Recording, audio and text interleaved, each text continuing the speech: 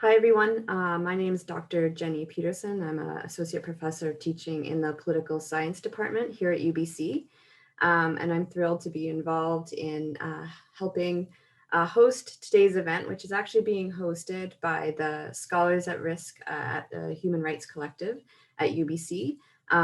It's a bit of a mouthful, but I'll shorten it to the SAR HRC. The SAR HRC is a teaching and learning focused program here at UBC, with students engaging in curricular and co-curricular learning activities where they learn about the work of the Scholars at Risk Network. The Scholars at Risk Network is a collective of higher education institutions around the world that work to protect the academic freedom of scholars globally. Primarily, they take a very much a rights-focused approach to this, and they focus largely on kind of grave threats to the life and liberty of scholars. And so students engage in various research projects and advocacy projects as part of their studies here at UBC, learning about human rights, learning about academic freedom, whilst also working to protect it globally, as students themselves are protected by academic freedom, and the academic freedom and rights of students are equally under threat. We've had students work, for example, on projects related to SAR's Scholars in Prison project, where students undertake media monitoring. They produce human rights dossiers and engage in advocacy for scholars who have been imprisoned for their scholarly work, for example. We had students working on a COVID-19 project, looking at how in COVID-19 we were seeing unique threats to academic freedom. And we've also had student projects related to the relationship between democratic backsliding and threats to academic freedom around the world as well. So those are I just wanted to give a bit of context about the SAR Human Rights Collective, which is happening here at UBC, and encourage any students or faculty who are also here from UBC to get in touch if this kind of work is something that interests you. We'd love to have you.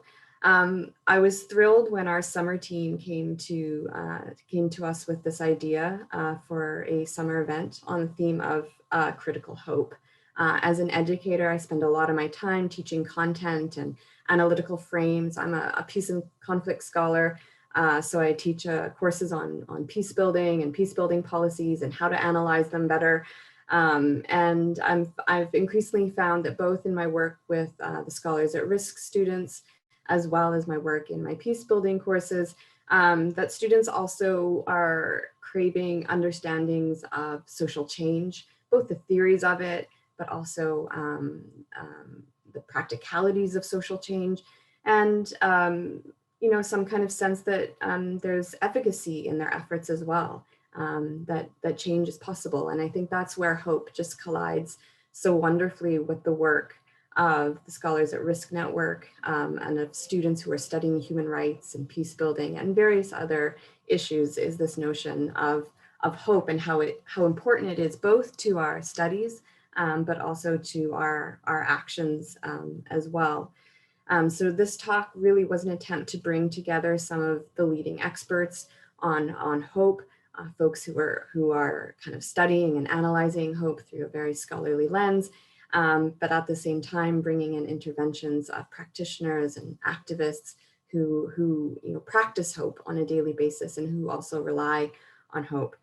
Of course, we're going to be talking about what is hope? How do we define it? What is its role in the public sphere? What are the barriers to having hope? Hope is one of those things that we seem to know what it is. We have a sense of what it is, but it's elusive in some sense. We're not quite sure how to capture it, and maybe less sure how to create it and sustain it.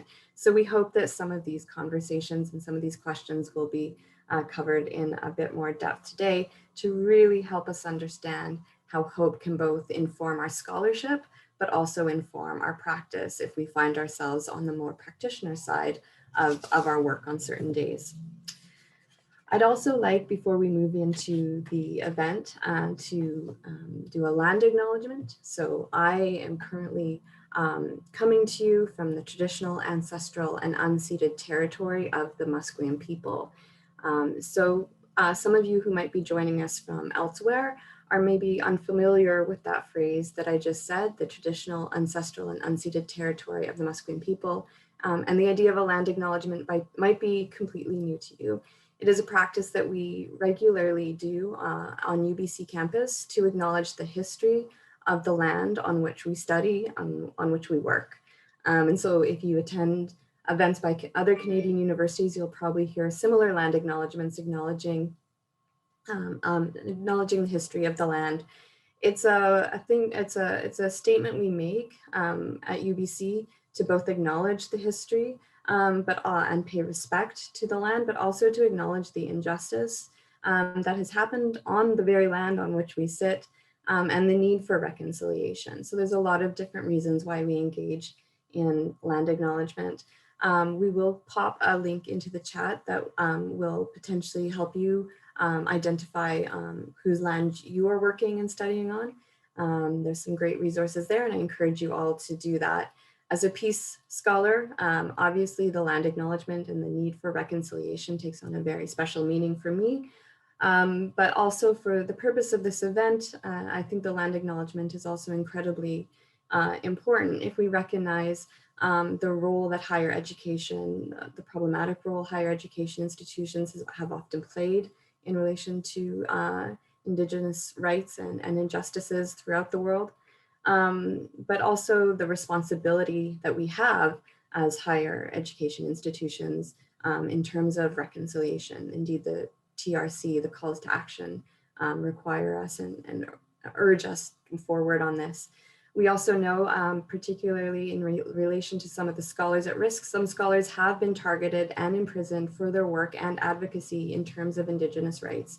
So just this past semester, one of the scholars in prison that my students were advocating for, he himself was a very vocal advocate of Indigenous peoples in his home country.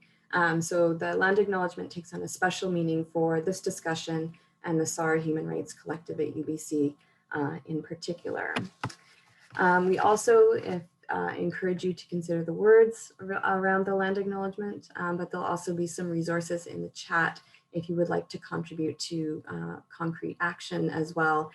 Some of my wonderful RAs will be posting some links in the chat where you can find out more and also perhaps donate to causes in support of Indigenous rights. Right, without further ado, I will be handing over to our moderator for the day. Antonin Webster will be our moderator for today, and he's a PhD candidate in the Department of Political Science here at UBC. His interests are the politics of hope and despair, democratic theory, democratic innovations, and the political thought of Hannah Arendt. He is working on a dissertation that explores the meaning and importance of hope in democratic systems, and we're just absolutely thrilled to have him moderate our event today. So thank you everyone, and I'll hand it over to Antonin.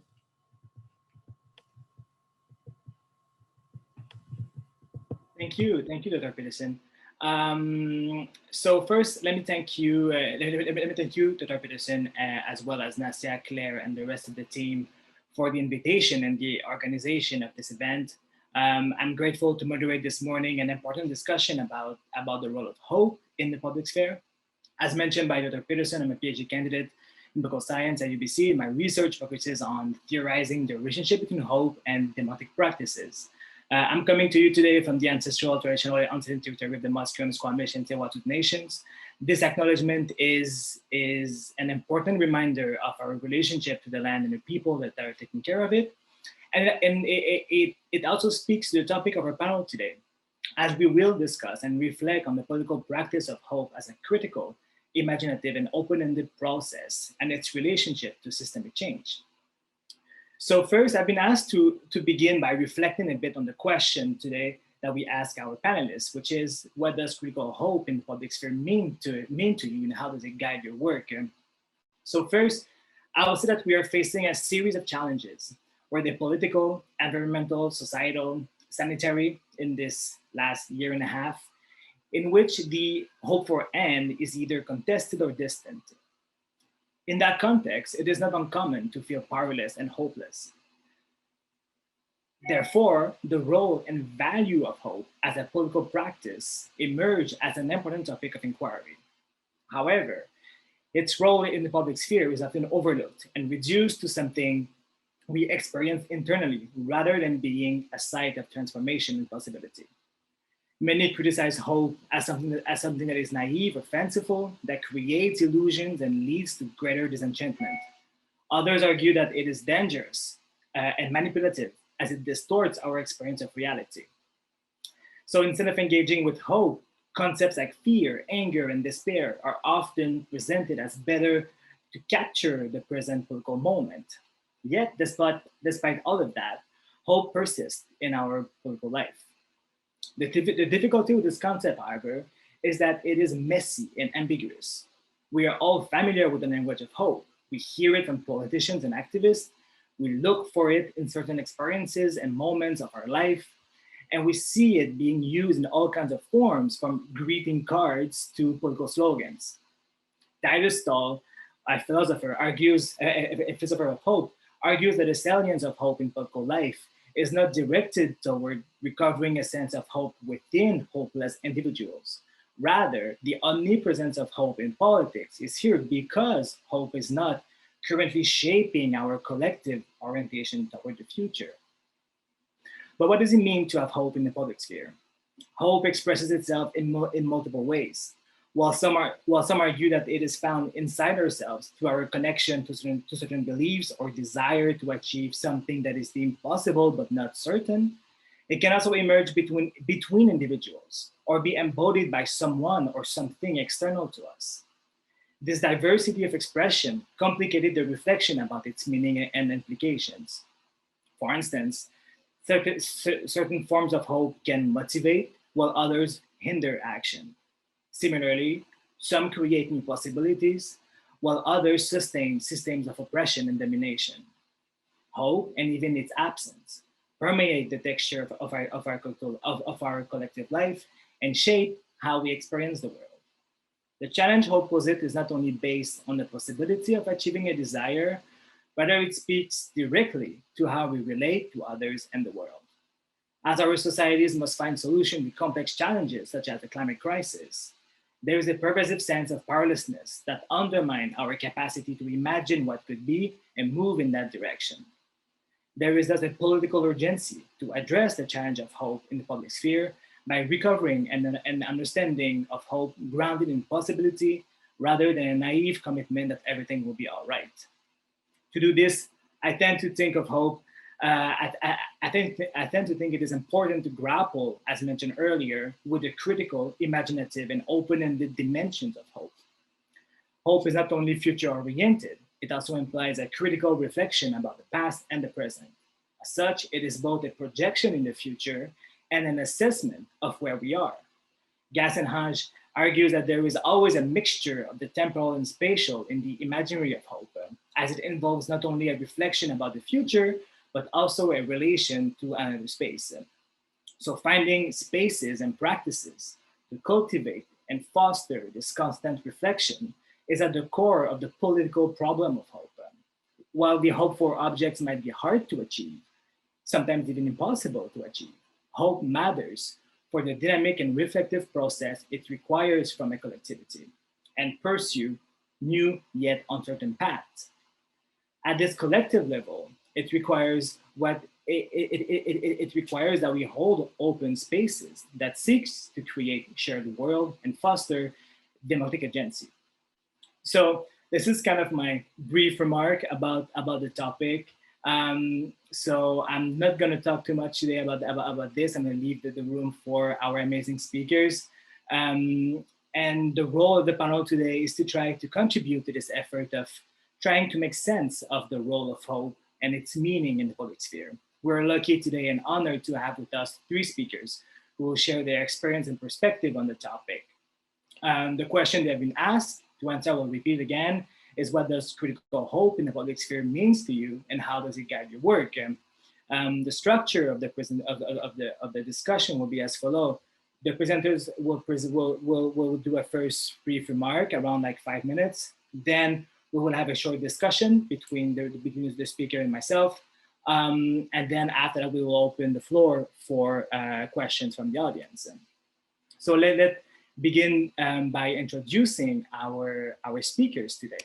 The first one is Andrea Reimer. Andrea Reimer is an activist for environmental, social, and economic justice with over 2 decades of experience. She started as a community organizer and then served on Vancouver City Council from 2008 to 2018. She is the founder of Tawau Strategies, a consulting firm that helps leaders act with courage on justice, climate, governance reform, and modernizing the economy. She is also an educator at UBC and SFU, where she teaches about power, public policy, public engagement, and renewable energy transitions. The second speaker that we're going to hear from today is Dr. Biar Ajak. Dr. Ajak is a scholar and prominent political activist for democracy and peace in South Sudan. He is a former political prisoner from July 2018 to January 2020, whose Scholars at Risk advocated for. He received his PhD from the University of Cambridge. Dr. Ajak is the founder and director of the Center for Strategic Analysis and Research, an independent policy think tank based in South Sudan. He is also the CEO of South Sudan Wrestling Entertainment. He was appointed to a committee under the Office of the President of the US that is drafting South Sudan national security policy and strategy. And lastly, we will hear from Dr. Kari Grain. Dr. Grain is a lecturer at the Adult Learning and Global Change Master Program in UBC's Faculty of Education.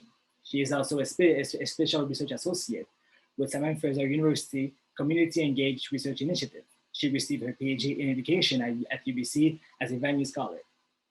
Her research is at the intersection of global community, engaged learning, and social justice and higher education. He is interested in exploring the ethics and power relations embedded in relationships between universities and communities. Dr. Grain is the author of a forthcoming book titled Critical Hope with North Atlantic Books, which will be launched in early 2022. She has also published several articles and book chapters that examine the topic of critical hope. So without further ado, I will let Andrea Reimer speak first for around 5 minutes, and then we will have a short discussion. Andrea? Thank you, Antonin, and good morning, everyone. I'll echo the acknowledgement of territory. I'm in East Vancouver, so on the territory of the Musqueam, Squamish, and Tsleil-Waututh peoples. In the context of critical hope, I mean, I think one of the things that really has struck me in the work that I've done on reconciliation with Indigenous and non-Indigenous peoples is how much critical hope informs that discussion. If you consider that, I'm not sure if it's all of you because I can't see all of your faces, but many of you come from places where things were hard and your families and perhaps your ancestors, perhaps you decided to immigrate, to move somewhere else, to build a life that didn't have that hardness in it. The Indigenous people of this land have had a lot of hard times, but they have chosen to stay connected to the land here despite those hard times. And I think nothing could speak more to me about critical hope than that, given what people here have experienced in order to be able to stay here and how much hope they have for the future.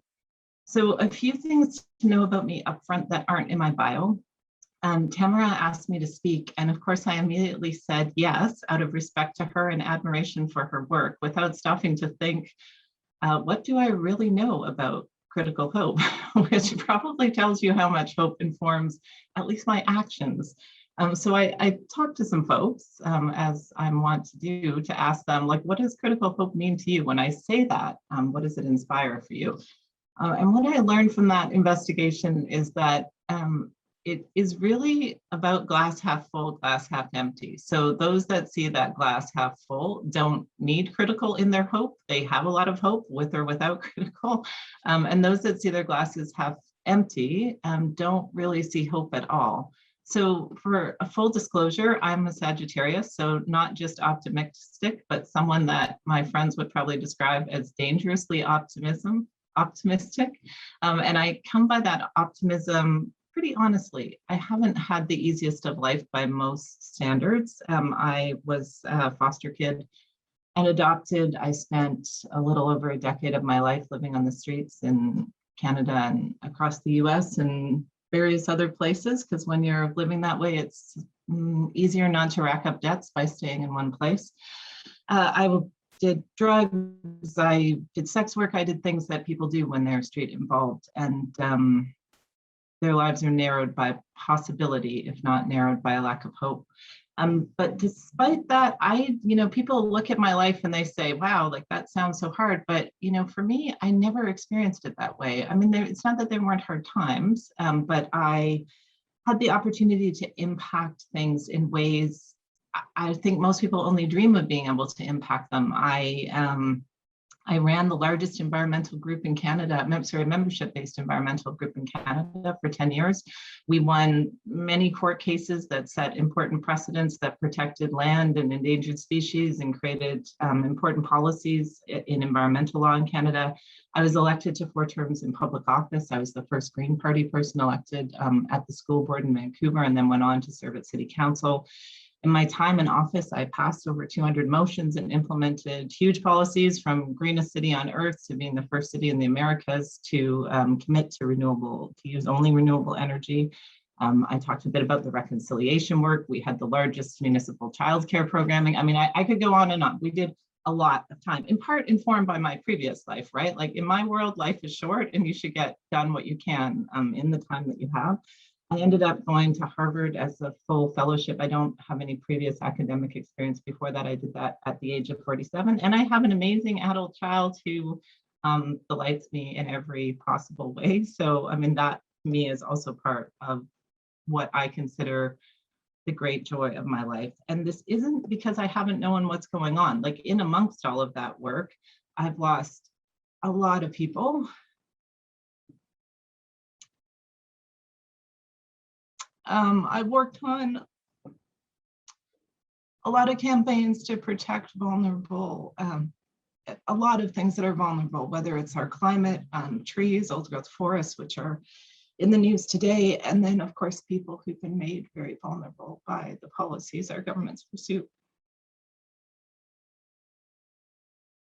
So, I mean, I have a lot of reason not to have hope. But my hope actually comes from seeing all that and what happens when we come together to fight for a better future.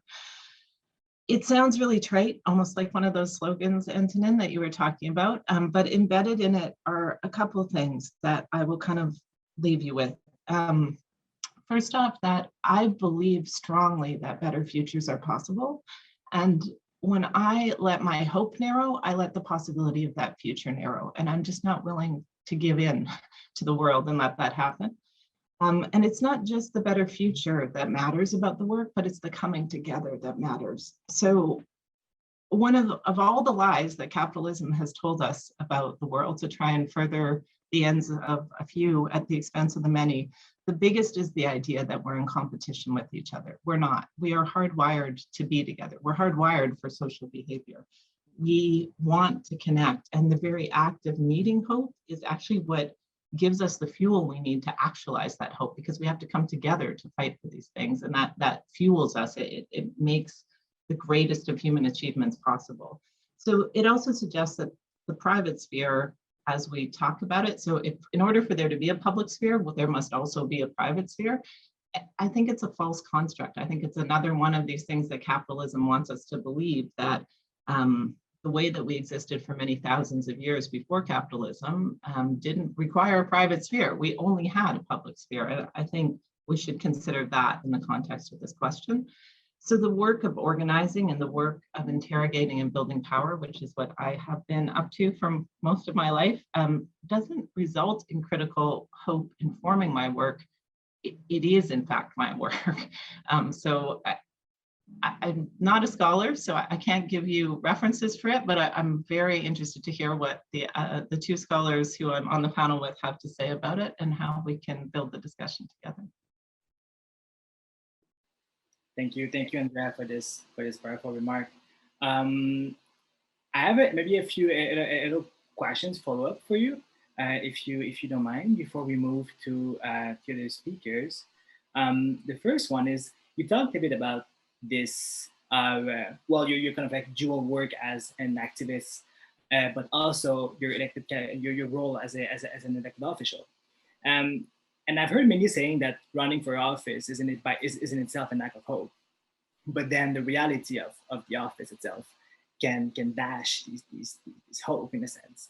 So I was wondering, how do you reconcile this dimension of your broader work as an activist, and when you were in city council, and how you actually deal with this question of hope. Did you feel that that elected power, that your work as an elected official is actually constrained and doesn't allow essentially to kind of like fully fulfill the hope that you might have when you actually run for office? Yeah, it's interesting. So in your opening remarks, Antonin, I made a note because I'm not sure you meant to conflate them entirely, but you put them together, this idea that powerlessness and hopelessness go hand in hand, and perhaps maybe in a Venn diagram or a little overlap.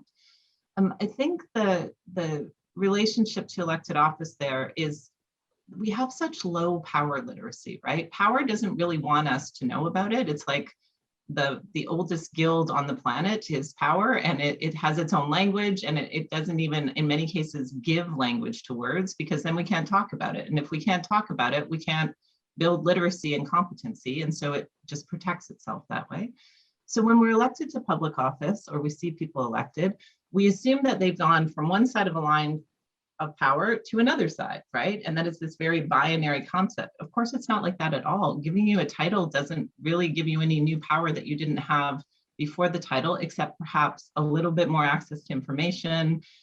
Perhaps you get to go to events that have nicer wine and food at them than the ones you went to when you were an activist. I mean, there are things that are different, but there's no magic wand. You at the very least have to convince, in my case, 5 other people at least to vote with me to get anything done. And then the voting is just like step 1 of a 100-step process to get the policy implemented, right? There are bureaucratic power structures, there are public pushbacks, the incumbent power holders, in my case, often oil and gas companies, like they have a lot of power in this system, and they're going to fight back. They're not going to take change lying down. And because they're incumbents, they have more power in the system. The status quo is their power. So I think that is when we see people get elected, that's where we see, we think, oh, they have so much power. Like, why aren't they doing these things that I'm not doing because I don't have as much power? They just got a few words added to their name, right? The doctors on the panel can tell you, there's probably a difference to having doctor in front of your name, but it doesn't make so much difference in the world. It's really how you use that extra power that becomes important. So hence why I work on power literacy, is to try and help people in elected office and in other positions that have titles attached to them, to be able to use that power effectively. Great. And with this question of your work on questions like the climate crisis and climate change, there is, I think, a kind of like broader narrative about the doomsday scenario about the climate crisis. How do you see the role of hope in actually engaging action related to the climate crisis? How do you engage and connect with people on this question of the end of a world as we know it, in a sense? And what is the role of hope in actually sustaining a kind of like action connected to addressing or solving the climate crisis? Okay, so I knew we were going to have to get into this today. I wasn't thinking it'd be so early off the top, but I'm just going to be upfront. I know there's, I've managed to keep my opinions about this to myself for several years now, but I'm about to say them publicly. I have friends. I mean, my ex-husband does work around climate grief. It's not why he's my ex-husband, but it's what he moved into after we divorced. Good friends of mine work on this. I just don't get it. I can't imagine, like, Antonin, I know you're going to die. I know I'm going to die, but I don't grieve that now. I mean, it doesn't make sense to me that you would interact with life by grieving its eventual death, right? So I understand intellectually why people are worried about climate. I mean, trust me, I spend most days reading quite a bit about climate, and I sit on many boards, and a lot of my paid work involves that. So I'm not unaware of why people are worried about it, but I just don't understand the choice that, given the opportunity to work socially, this thing that fuels us as humans, towards a better future, something that is fueled and made the largest by the biggest hope we can bring into it, why our first choice would be to grieve our end, right? Like it's just an odd construct to me. So I think it probably comes down to that dangerously optimistic Sagittarian in me just has no real way to equate to this, but it'd be like going out on a date and being like, well, I know you're going to die someday, so let's just start with grieving that and then see the relationship through this lens. And it doesn't make sense to me.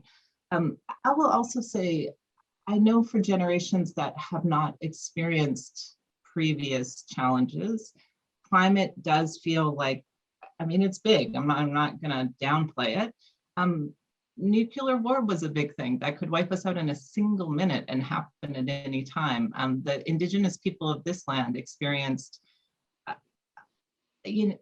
levels of loss that I hope most of us will never have to experience in our lives, and managed to find a way to continue going on. And I can guarantee you it wasn't through grief, because it's not designed to motivate us towards that better future. So I guess I would just encourage people to realize that at some point you're going to have to grieve things in your life, and it's going to be painful and hard. And so why make that today if there's still hope to attach yourself to, and other people who have hope, so that you can work together and try and at least put that off for as long as possible. Fantastic. Thank you very much for this remark. Interesting. I think it's a really good segue to our next panelist, Dr. Biar Ajak. Dr. Ajak, I will give you the floor. Well, thank you very much, Antonin, and let me express my gratitude to Scholars of Risk and Humanity Collective at the University of British Columbia for extending this invitation. It's truly an honor to participate in such a distinguished panel. And Andrea, it's really amazing to hear your story and so many things that you have overcome, and your amazing sense of optimism is really inspirational. For me, it's interesting that we're having this conversation around this time. In 3 days' time, the country that I come from, South Sudan, will turn 10 since its independence. I remember the day when our flag was raised and we sang our national anthem for the first time. The place was just packed with tens of thousands of people, all overjoyed and excited about the dawn of our new nation. But 10 years later on today, many of those people that were standing there are probably among the 400,000 that have died, or 3.5 million people that has been displaced since the leaders of South Sudan plunged our country into a civil war about 7 years ago. And it's really tragic to reflect on where the country has ended now. Today, poverty rate, which stood at 50% at independence, is now 82%.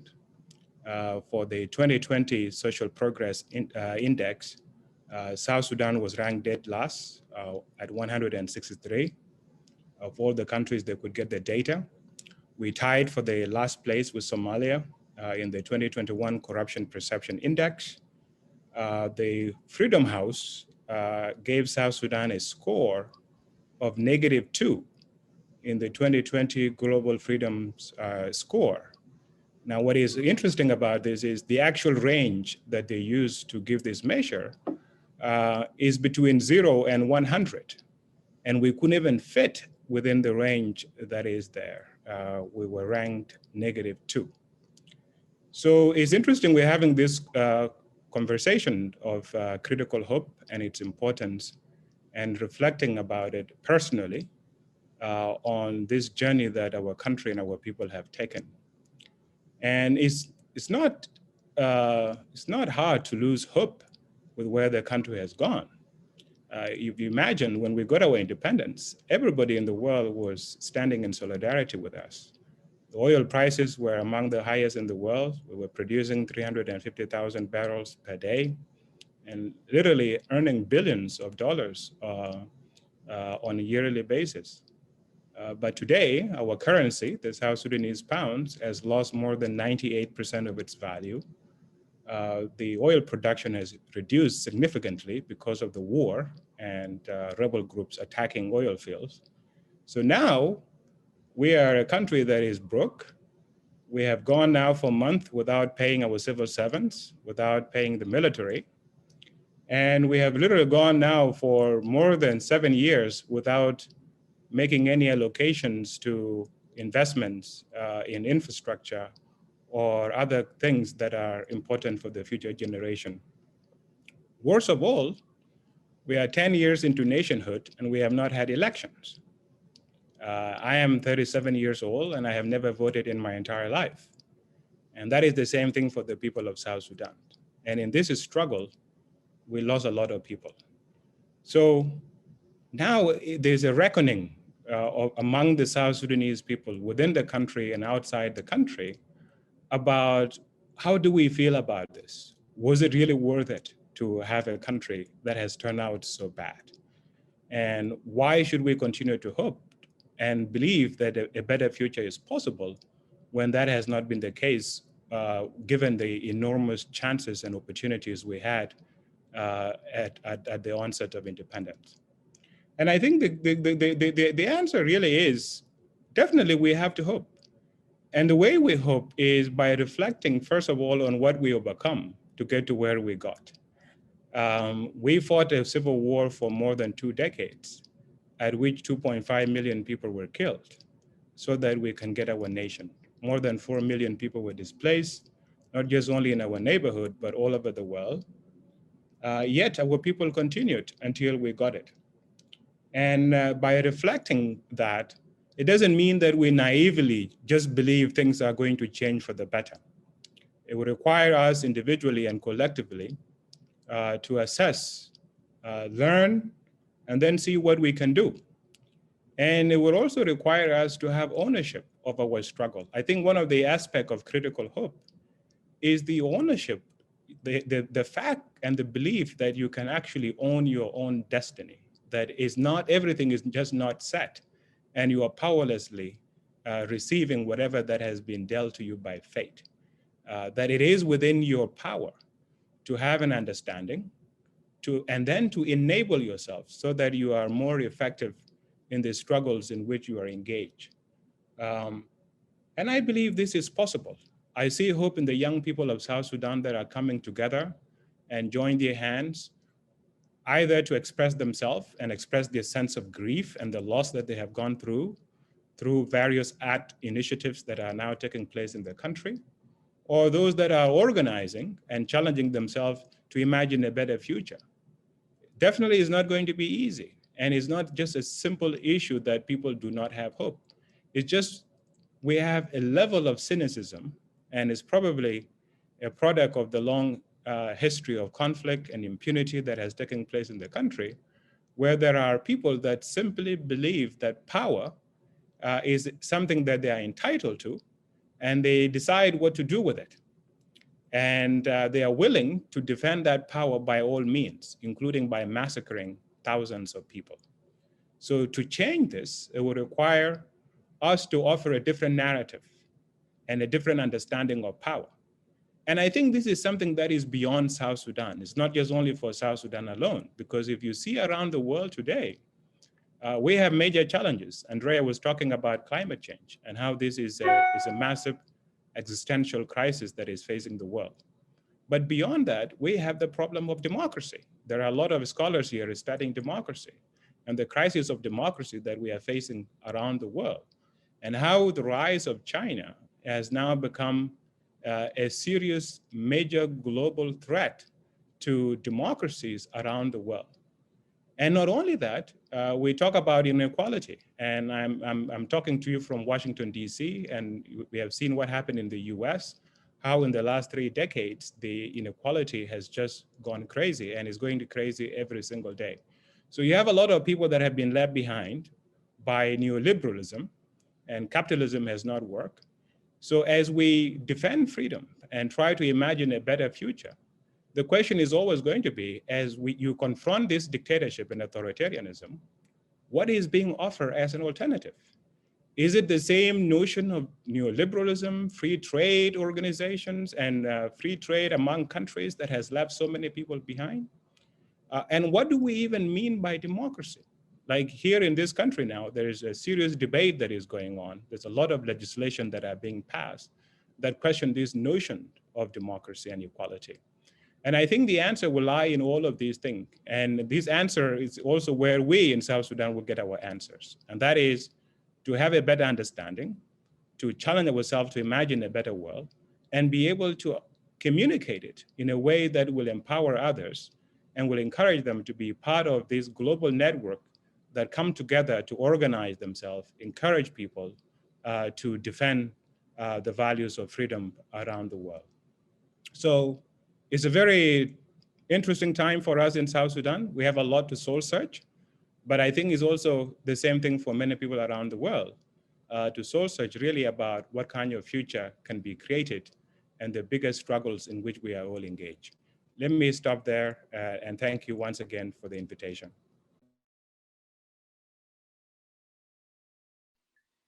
Thank you, Dr. Ajak, for this very interesting talk and your willingness to offer, let's say, an alternative to the actual situation.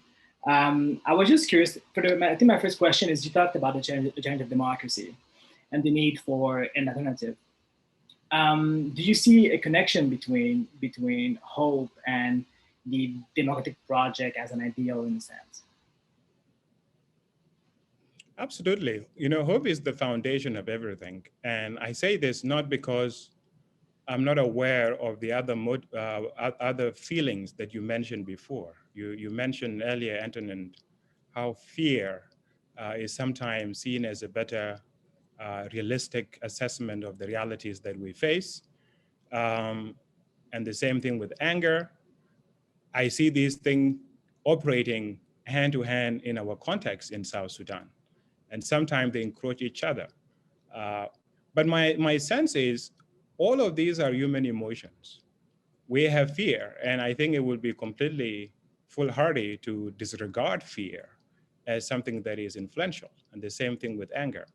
But I think overall, the foundation on which we can really center ourselves as individuals and try to imagine something is hope. The reason we are alive and why Andrea was talking that is not, it doesn't make sense for us to grieve about our eventual death at some point, is because even though we are aware that death will ultimately come, we have plans between now and when the death actually comes, plans that we actually want to see. And you can't really have plans without hope, no matter what your condition is. And when you plan for something, whether it is you're going on a date or on a vacation, or you are going to give a lecture, at the foundation of it is elements of hope. And I think what makes hope even more important and what gives it essence is freedom. You know, you have to hope in your own way, and you are free to hope as far as your imagination allow you to. So, and this is why democracy is an essential element of it, because when you operate in societies like my own, where sometimes you're even afraid to think, and with what is happening in technology and the advancements in biotechnology, where now in some of these countries like China, they can even read your face and try to imagine what you are thinking. All of these are problematic. And this is the reason why I believe to overcome that, we have to hope, we have to have the plan. The plan comes from hope, and it's the freedom that allow that plan and that hope to work together and form a coherent set of actions that can allow for that better plan to be realized. Great, thank you. There's a lot of material to discuss a bit later. We're going to move to our third speaker, but we'll come back to this to the themes you mentioned, Dr. Ajak, in the Q&A. So lastly, we're going to hear from Dr. Grain. Hi, thank you for having me. I want to begin by saying what an honor it is to be in the same space, the same conversation space with Peter and with Andrea. I've spent the past year and a half very isolated and actually writing a book called Critical Hope. And, you know, there's the social isolation piece, but there's also been this intellectual isolation where you don't get to have conversations like this. So this is the first time that I've been able to dig in this dialogue sort of a way. And I also want to add that I have been pulling from both Andrea and Peter's talks that you gave. I've been pulling some amazing ideas and quotes. And Peter, I love this idea you brought up of cynicism as a product of history, because I think that we often think about hope as this forward thinking, this forward directioned idea, but it is very much founded upon what we've already experienced. And it doesn't mean we can't overcome that, but it means that sometimes, and in fact, when we're talking about critical hope, history is always something that needs to be thought about and analyzed. And Andrea, I just also wanted to say I loved your quote about power doesn't want us to know about it. I think this idea of power being something that wants to just kind of creep by in the shadows is a really important thing to think about as we, particularly as we explore the critical part of critical hope. So I wanted to just share a little bit about my process of writing this book in a way, and that has been through, reading a lot of the scholarship on critical hope. Paulo Freire, for those of you who don't know, Paulo Freire was the person who initially coined this term critical hope, and he was a Brazilian activist educator, famous for his book, among others, famous for the book Pedagogy of the Oppressed. So I've done a lot of reading around his scholarship, and also people who have looked at critical hope in other ways. And I very much have put these ideas also into conversation with some critical race feminism and queer feminism. I think there's a really rich space there that brings in things like emotion and like Sarah Ahmed and Gloria Anzaldúa, I think, have great insights on these topics. So the reason that I have been interested in critical hope is because I always felt like I was being asked to choose between two characters or two roles I could play in academia or as a student. And it was like, are you going to be the activist scholar who works at the community level and is angry about injustice and wants to address systemic inequality? Or are you going to be the a little bit naive, but still really hopeful scholar who believes in the possibility of transformation and unlearning harmful ways of knowing, and who really believes we can imagine and create a better future?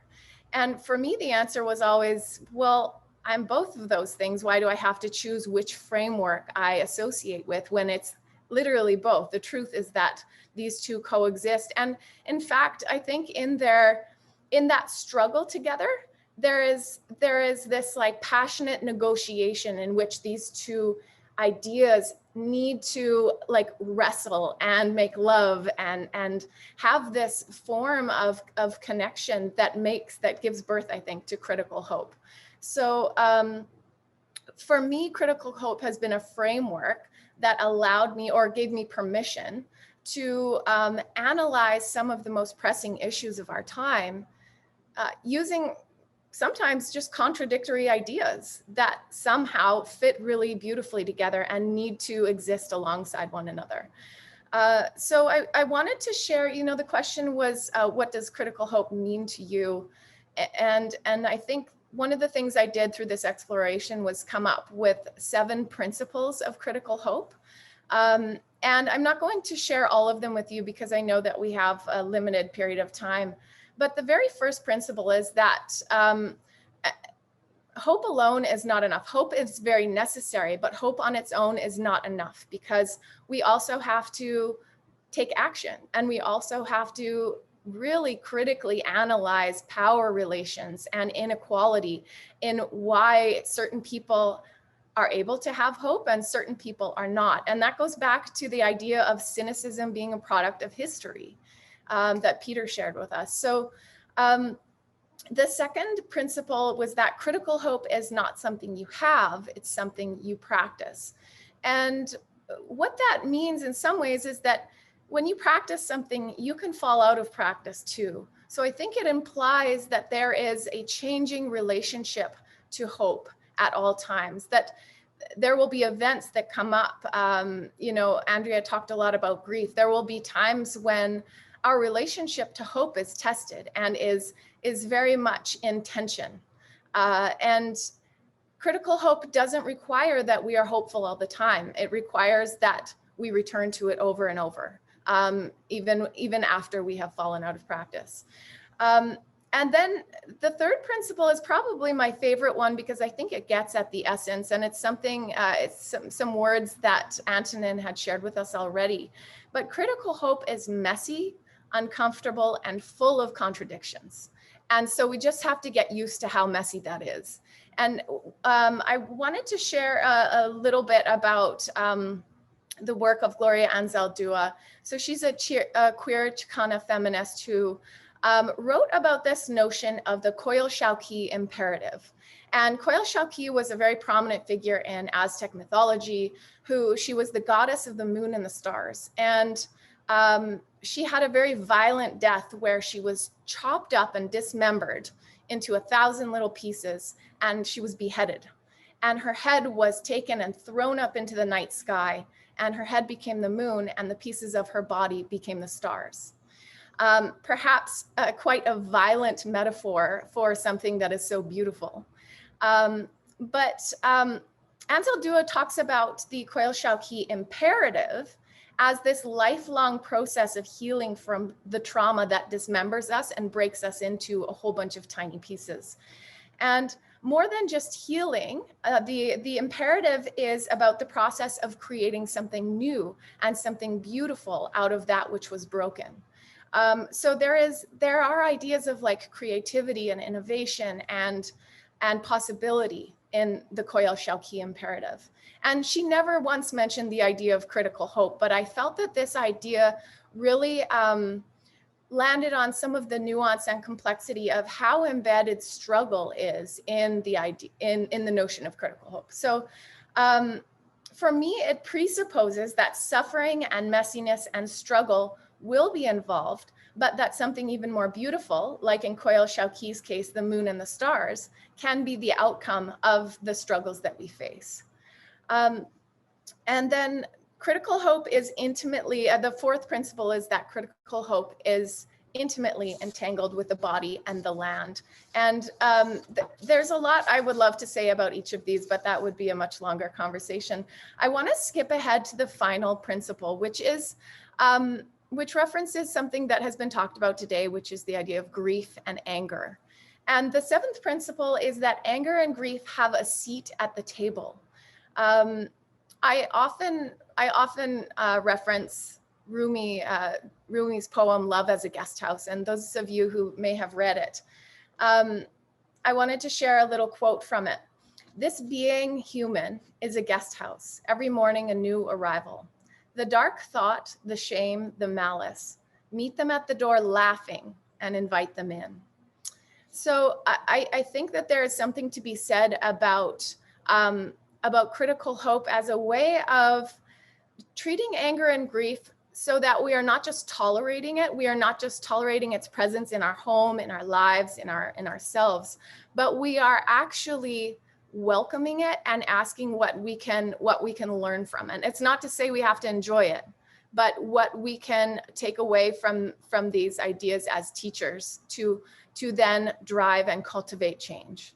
So I'm going to leave it at that. I think my time is up. And I want to thank again the other scholars who are here. I've learned so much from you already. Fantastic. Thank you very much, Dr. Grain. So I'm going to ask one quick question before we move on to the Q&A. And I was very interested with this idea that your principle about the changing relationship and how hope is constantly challenged. And I would like to hear you a bit about the role of faith, the role of faith or trust in being able to sustain this constant challenge to hope. Do you see something there, a connection between faith and whatever the form that faith can take and hope? Sorry, can you clarify? Are you saying faith like F-A-I-T-H or F-A-T-E? F-I-T-H. F-A. Oh, okay. Faith, like, okay. You know, that's an interesting question. I didn't write a lot about faith, perhaps in part because I sometimes associate faith with religion. And I don't identify as a religious person, but I certainly identify as a spiritual person. And I think this is kind of an indirect way of answering your question, but there, you know, when we talk about, you used the word grapple earlier.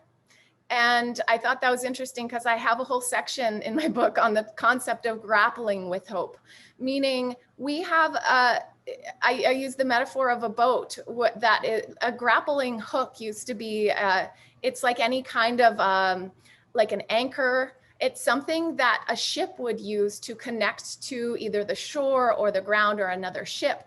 And it creates this tension. And I often think about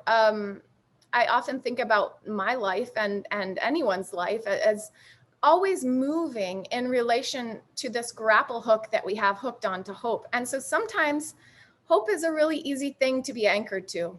And we can be in peaceful waters, and hope is very easy to be anchored to. But if the sea gets stormy, or if the situation unravels and things change, hope can become a liability. Hope can damage our vessel. Hope can damage us if we hold too tightly to it. And so sometimes that relationship changes and we have to negotiate and navigate new contexts. So I guess I think about faith as choosing to stay anchored to hope, even when it can be damaging.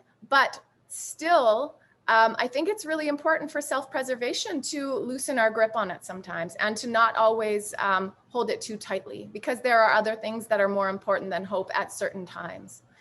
So I'll leave it at that. No, fantastic.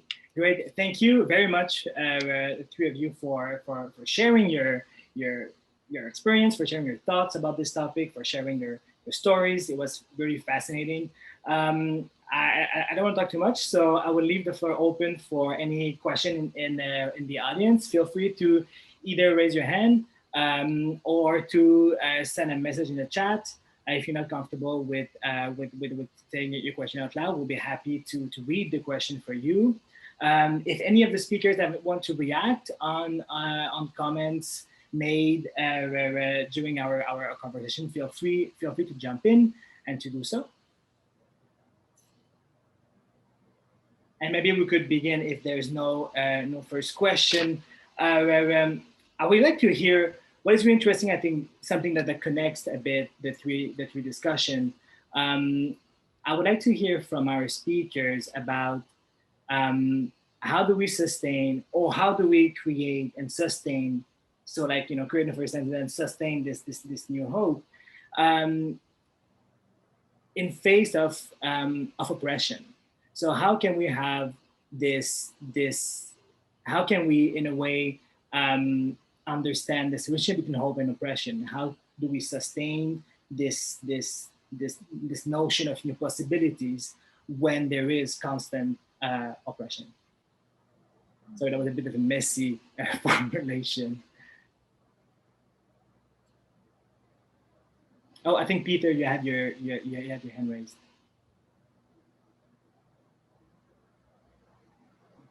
Sorry, Peter had his hand raised, but not the speaker, Peter, one of the participants.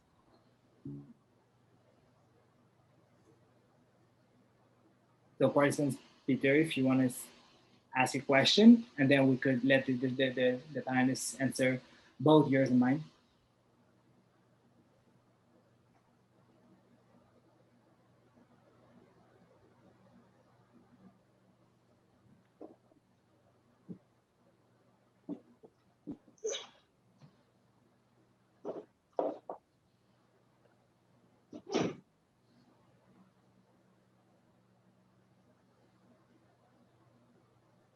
Okay, well, we can go back to Peter once you're ready. If you also want to just write your question in the chat, we'll be happy to read it for you. It's all right. It's okay, oh, you're there? I'm ready. Great. Yeah, sorry. I'm there. Actually, first of all, I'm very grateful to be part of this dialogue or conversation.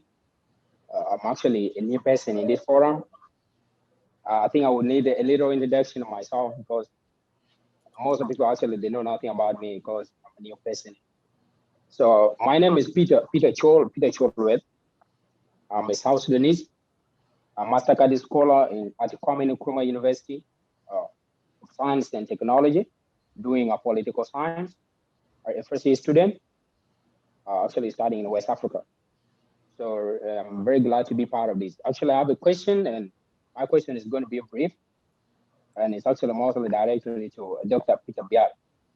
You know, Dr. Peter Bjar actually is my mentor when it comes to a political arena, and also as a brother, also when it comes to family lineage. So I actually know a lot of him, and I mean a lot about him and what actually he does in South Sudan and what he's actually up to. You know, it's one of the people who is running for a good political agenda in South Sudan, and that actually inspired me a lot to be part of this.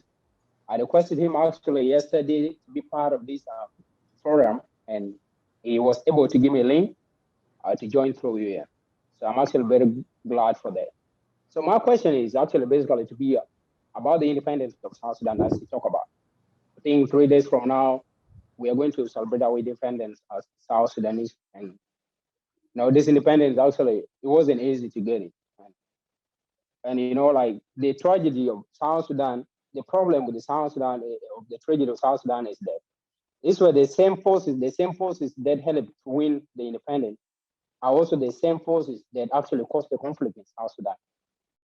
You know, so this actually make it actually to be a kind of confusing when it comes to analyzing the situation. So my question is like, apart from the power struggle, because like, if you look into the history of South Sudan, when people were fighting the opponent or the Arab, you know, the kind of leadership was not a problem. If you talk about ethnicity, when people were actually, when the young people were traced to come and fight the opponents, they were actually taken based on the where they come from, based on the ethnicity, like where the ethnic group that they come from. Like you could see that a Dinka will come with the people, Nuer will come with the people, the same thing to Equatorian. Then they will come and gather together and find the opponent. So my question is like, apart from the power struggle, what do you think has changed in their political arena, especially the leaders who are leading us right now? What do you think has changed apart from the power struggle that's actually going on within the country? What has changed that caused the conflict in South Sudan? And what could be the possible solution, like every citizen must do to bring a good image of South Sudan out there? So this is the question that I have. Otherwise, thank you so much. Thank you, Peter. Well, thank you very much, Peter Joel, for your question. I appreciate it. And first of all, congratulations. I had no idea, by the way, you were in West Africa. So very happy to hear that you are there and there are South Sudanese all over the place. I'll just briefly touch on your questions and then maybe we can follow separately so that we can have a more deeper conversation. But essentially, if you analyze, and I think this is how this topic connects to what we are talking about today, which is critical hope. If you really analyze our history, you find that the seeds of our current problems are embedded in our history.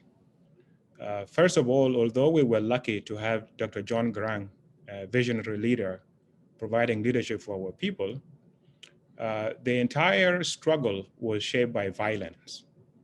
It was about mobilizing violent forces to wage war, to bring about emancipation.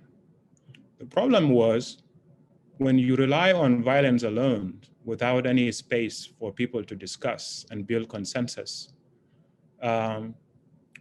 what ended up happening is that people will become afraid of sharing their ideas and they will follow along things that they do not fully understand, while at the same time having issues.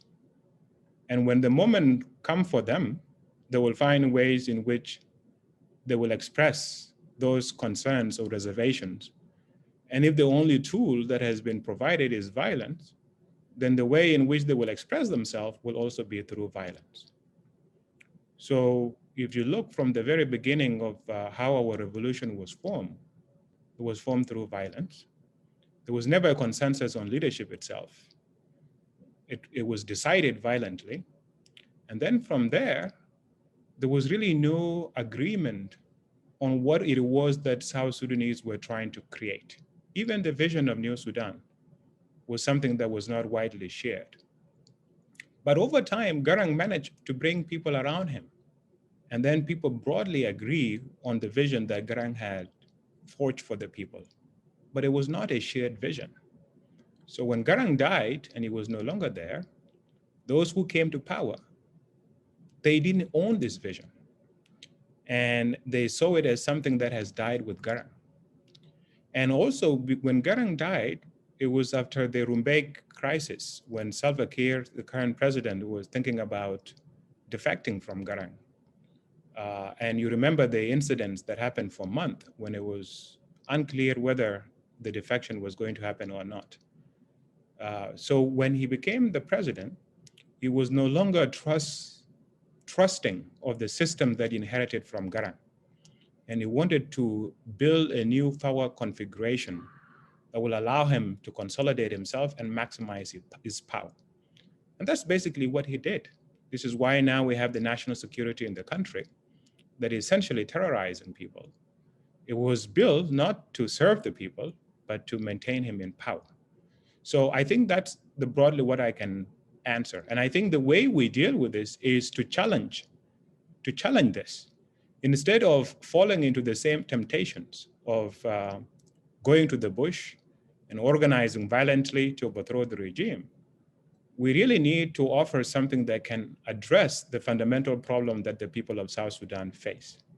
When we voted to create our own state 10 years ago, yes, we knew what we were leaving behind. We were leaving a Sudan in which we were seen as second-class citizens.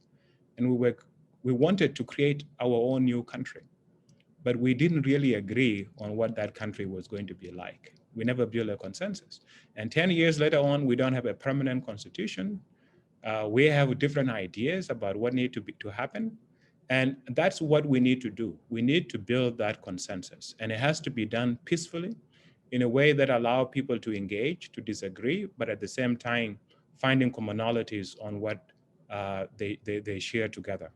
So this is what the challenge is for the young people of South Sudan. And this is why I fundamentally believe that the crisis of leadership in South Sudan, the only way it could be addressed is through a generational change of leadership. We can't have the same generation of leaders that have always used violence and are only willing to use violence continue to lead the country, because violence will only be reproduced and the country will never know peace. This is why, and the younger people they have to come up with the approaches that are peaceful. It can't just be about naked power. In the end, power it comes, and I like the way Andrea mentioned power before. It's something that we have, is already within us. And power is something that is within numbers. I agree with Hannah Arendt on this, that what gives power meaning is the ability of people to organize together and pursue a common goal and objective. And that can be done without being in a position of power or having a title. But it's about those ideas, about politicizing people, about building consensus on what they can pursue together. And to your question, Antonin, as someone that has experienced oppression firsthand and have endured significant amount of time in prison, you see, what gives hope is not something that comes from outside. It's part of you as individuals. And it's part about your own understanding. Because when you give yourself to a great cause, a cause that is beyond you, there is something there that really lights you and that gives you energy and power to be able to do this. Even in my own case, it didn't have to come to prison to discourage me. And even prison didn't discourage me, but there was a lot of things that were done before I was detained to try to discourage me from the course that I was pursuing. And in the end, prison was an element of it. It was basically to raise the stake and make it clear to me that the direction that I was following was going to have enormous personal costs on me. And the prison I was at is probably among the worst prisons in the world. There's literally torturing every day. I was put in a cell where I slept on the floor, not without mattress, or not even a bed sheet. I just slept on the floor, on the cement. And a very tiny cell, 1 by 1 meters. So I couldn't even stretch my entire body out because I'm 6'5", so about 1.96 meters. And the only way I could lie there is to crawl around. I could only stretch my body by standing up. It has no windows. And to basically put the pressure, light would be turned off for 2 weeks. Then after 2 weeks, it's turned on again. So I would never know what time of the day or night it is. And the whole idea was to break me, was to get me to give up my vision of South Sudan that I was fighting for. And to use that as a story to discourage others in the future, that if I could give up, then why should anyone else bother? And that is always the tool that the oppression uses, is try to make things very hard so that people can give up. And when people give up, they build those narratives as a way of basically building their own power.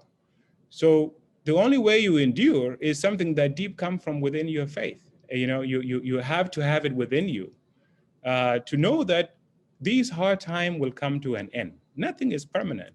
Even death by itself is an end. Sometimes it's an end for suffering. And what it does is it gives you a different frame of mind. And then you think about what it is that you are fighting for. And you try to imagine vividly what it is that you are trying to achieve. And that by itself gives you power. It empowers you. And for me, those days that I spent there, although they were trying days, they were also among best days in terms of my own personal reflection and really internalizing what it is that I was trying to fight for. What is it that I was trying to bring about? And I think when you change it like that, and you use it as a way of sharpening yourself, sharpening your mind, sharpening your ideas, and you endure that brutality, it empowers you. And when it eventually ends, it gives you new ways that allow you to really reflect. You still maintain your hope, but it's no longer a naive hope. You are more resourceful. You are more thoughtful. You are more aware of what it is that need to be done. So it was a blessing in disguise. It's sometimes intended to be a harm, but what it ended up doing is actually consolidating your beliefs and your thoughts on what it is that actually matter and the best way to pursue it. Thank you, Peter, for this powerful remark. Really fascinating. If any of the other panelists want to jump in on this, or we can move on to another question. Well, I mean, Peter summed it up so well. I put a link in the chat, which is a 100-page version of what Peter just said. So if you're looking for like a framework for it, I mean, it's such a beautiful essay by Václav Havel, The Power of the Powerless. It's just going to make you think I cry a lot. I cried when I finished reading it because it's like a symphony that's just so beautiful that you know, you feel compelled to express the emotion of it. But essentially, if you want the Cole's notes, his answer, the power of the powerless, is the truth. And I don't mean like a truth that you have in a little booklet that you're waving around, but I mean your truth, right? So what Peter just gave me this time to really critically examine and reflect on what is my truth, right? Why am I fighting for this? And how important is that truth to me? That is, yeah, it is, in my view, it's like the fuel that makes hope happen, right? And without that, without this critical self-awareness and without understanding the truth of who you are, it is very hard to be hopeful. I wanted to say too, we were talking about fear, both Kari and Peter referenced it. One of the projects I've been working on is called the Courage Project, working name. It's a like something that got a little derailed by the pandemic when courage took on a whole new tone in our societies. But I was doing some research on the brain science of courage, and I'm interested to know, like, can anyone be courageous? And if not, how do you walk into a room and pick out the people who are most likely to act with courage? Because I feel like these issues, Peter referenced democracy, climate change, income inequality, are so latent. Like, we just don't have time to elect 100% new people to act with courage on this. We need to figure out how to support the leaders we have to be more courageous. So one of the things that I found in the work that I was doing is that, so if you imagine, there's this idea of pain and pain blockers. I don't know if enough of you have been in enough pain to go to the hospital, and it's so much, they either are going to give you fentanyl or a pain blocker. And it's not that your body's not experiencing the pain, it's that your brain can't process it and feel it. And so there's also something in your brain that blocks fear. And interestingly, it's curiosity. So if you've ever seen a toddler running after a butterfly towards a cliff, even though they know, or past a bear or something, they know to be scared. It's just that they're much more interested in the butterfly and what's going on there than they are having time to be afraid, right? So this idea of how do we move past fear is that I haven't fleshed it out enough, but to consider to find something that you're curious enough about, that it propels you beyond whatever this innate fear you have is. And then the last thing I would say is just re-emphasize this connection. It really is the fundamental lie of capitalism that separates us from each other. This idea that our purpose in life is individual achievement rather than contributing to the collective and pushing the collective forward for the benefit of this generation, but I think critically future generations. And without that, it is very hard to act and help. I can't imagine, like, the end game of individual achievement is your ultimate death with no real continuity of that. Maybe a statue or a school gets named after you, I don't know. But so to think about that too, like, what are you nesting this truth and this courage in? And that is, in my opinion, the future of the collective.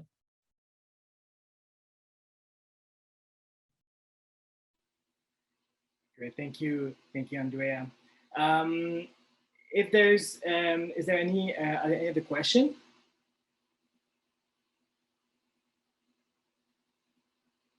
Okay, there's one in the chat that came up for Kari. So the question is, I will try to read it. Holly would love to hear more about the idea that critical hope is intimately entangled with the body and the land. So if you want me to explain a little bit more on that, maybe a minute or two, and then we can move on to the concluding remarks. Sure, yeah, thanks for that question. This was one of the final sections that I wrote in an entire book that's going to be 300 pages. And the reason it was the last is because I think it's the most intimate. Nothing related to hope is untethered to the flesh of people who choose to have it or abandon it. And that's a line from my writing. But the body is very much embedded in, like, society, and therefore it is related to politics. And it's also embedded in the land in a physical way. It's embedded in the land. So sociologically, it's embedded in social systems. But then in a really material way, we come from the earth and we go back to the earth. And then, so I'll read a quote that I had actually highlighted for if I had time to talk about it. The land is not just central to an understanding of critical hope, but within it lives a history that impresses itself upon the current moment. Thus, critical hope implores us to engage with the politics, emotions, and histories of the land on which we live, work, love, and hope. And so I think that there's a real embeddedness to it. And I have drawn inspiration from, I mean, my academic background is in education, and there are people who do land-based pedagogies and indigenous ways of knowing. And I think even when we consider the horrifying, I don't even want to call it news, because it's not news to indigenous peoples who have known what has been happening in residential schools for decades and centuries. But that truth lives in the land. And whether or not, you know, the stories came up through people's narratives, but somehow there is an unearthing that has happened, and in the more broad popular consciousness, people are situating themselves, I think, and understanding. People in this region, I'm from Kelowna originally, and certainly, you know, my first love, he and I spoke after the 215, the very first discovery a month or two ago. And his mother was a survivor of the Kamloops Residential School. And there was so much about that made him connect to the place that he was in and the body that he's living in. And he said, my little girl and me and my mother's lives were at risk through the history of what has happened. And so I think that's a really important example of how to view the world through critical hope. We need to do an analysis that connects us to the place that we're in. Thank you. There's also a last question that came up. I think it could be really interesting to address. We don't have much time, so if you want to say a few words. So the idea here is essentially the question from Vladimir. And the idea is, try to go back in the chat, give me a minute. Yeah, it's the discussion that we had about how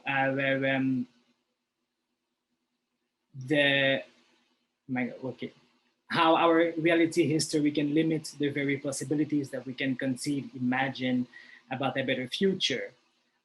So this whole idea is if the system or the framework of our past, our histories, can limit how we understand as what kind of possibility we can imagine, and in that context, where else could we look to continue to hope?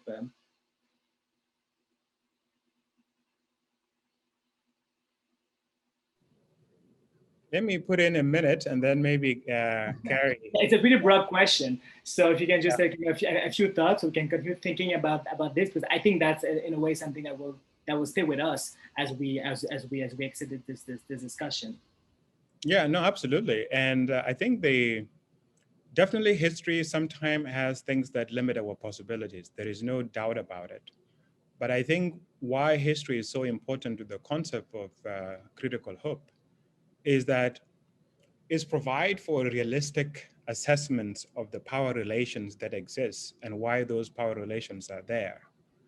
I think that is always an important point before you transition to any form of action.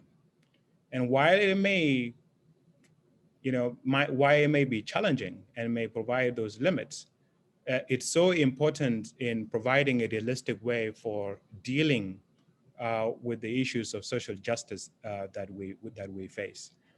Now, history is not the only thing. There is also the imagination. You have to have imagination for a better future. But that imagination will only become helpful when you have done the power diagnostics or the political economy of the political structures that allow for the situation to be as it is. So I think that is one way to look at, but definitely imagination is one. And I think the best way for me to end, maybe because I think this is the last question, just some of my concluding thoughts. I like one of the poems that I like is the Cure at Troy. And there is the passage that I think it's probably overused, everyone keep repeating it, but I think it's so relevant to this discussion.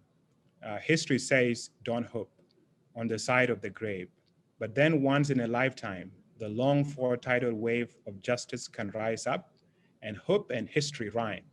And I think that is important because history is not just about hopelessness. You also find in history moments of great hope. And I remember during our liberation struggle for war, one of the things that John Grant used to do is to go way back into our history and find moments of great courage, of people coming together, overcoming divisions, and then to use that to give us momentum so that we can overcome the current time. So I'll just end there. And once again, I want to thank you for a wonderful conversation. Thank you, Peter. Well, we are out of time. So I would just want to express my gratitude for the three of you for taking the time today to come here and share your thoughts, share your experience, share your perspective on hope. It was really fascinating. Thank you also for the audience to join in. As we exit this, I think there's different kind of things we can keep in mind as we move forward with this question of hope in our mind. I think the first one, something that was really common in the three discussion, is this relationship between hope and power. So how do we understand, how do we assess power, the role of history, as Peter just mentioned, but also understanding how we use power, as Andrea mentioned. So it was really a fascinating discussion, thinking critically about hope. We're looking forward to read the book of Dr. Grain that is coming soon. And thank you. I will leave the floor for Dr. Peterson to conclude the meeting. Thank you so much, Antonin, and thank you so much to the speakers. I had so many questions, so when it came to question time, I was just overwhelmed with writing, but I really look forward to reading your work and following your work. And we really appreciate you taking the time on behalf of the Scholars at Risk Human Rights Collective here at UBC.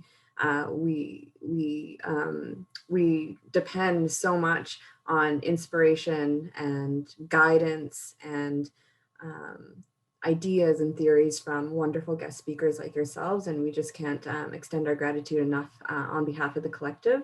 For those of you who are interested in our work or interested in perhaps participating in our work, one of the RAs will be putting some links into the chat. You can follow our website. There'll be a feedback survey that we would encourage you to do. We're also active on social media, Facebook, Twitter, Instagram, and TikTok now.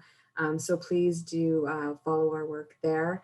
And on behalf of everyone, thank you very much again one last time, and I'll end the event here.